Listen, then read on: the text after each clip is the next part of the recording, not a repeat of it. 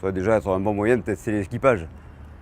Donc, et a priori, oui, le bateau, puisque le bateau va être mené à 100% de ses possibilités. Et ça va nous permettre effectivement de voir où on en est par rapport à la concurrence, qui est sévère, puisqu'on a les 6 derniers bateaux de la flotte IMOCA. Donc des bons bateaux forcément, avec des bons marins et bateaux bien préparés, qui ont beaucoup navigué cet hiver.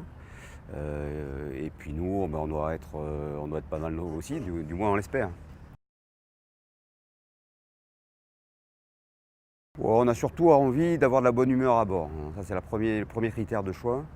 En plus, on avait évidemment, il y a énormément de gens compétents qui ont envie de naviguer avec Groupe Bell.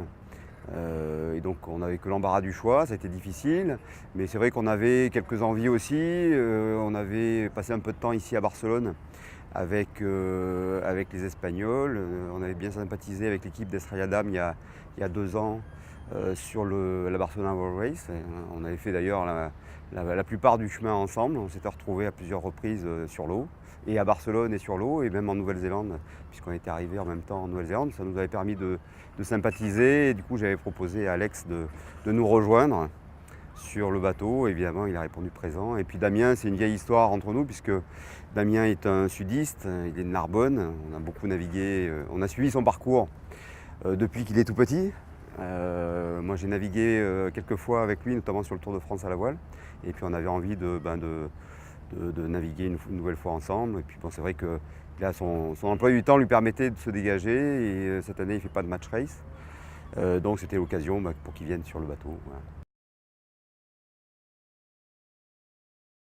Au niveau météo, il y a énormément de choses, il y a beaucoup de caps, beaucoup d'effets locaux, des effets qu'on ne connaît pas, il y a beaucoup d'aléas.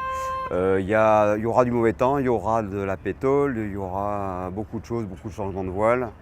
On voit un petit peu aujourd'hui les fichiers météo qui changent toutes les 6 heures. Donc on pense que de toute façon ça va changer en permanence, donc ce sera une étape difficile. On ne sait pas exactement à quelle sauce on va être mangé, mais on peut s'attendre effectivement à un parcours compliqué en termes de météo, parce que c'est un parcours finalement assez court avec des contraintes de passage d'île par exemple. Donc les options ne seront pas nombreuses et on sera sûrement obligé de subir un petit peu la météo. Donc ça peut être effectivement du vent très très faible si l'anticyclone est mal placé, et peut-être des vents forts ou très forts si les tempêtes hivernales continuent à balayer l'Europe.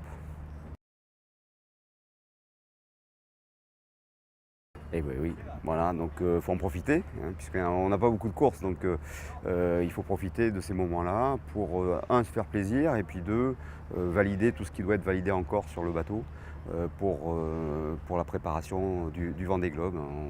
On sera toujours à même de remédier à des problèmes qu'on va peut-être avoir sur ce parcours.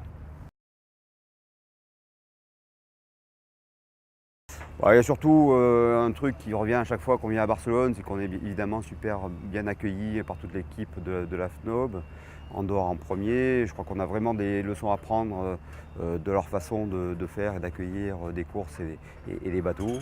Nous, ça nous fait toujours plaisir. On vient en plus en voisin. Donc c'est vrai qu'on prend l'habitude de venir à Barcelone de plus en plus souvent, et c'est bien agréable, hein. Voilà, donc voilà, c'est tout ce que j'ai à dire. Je vous la remercie vivement, hein. Merci Quito.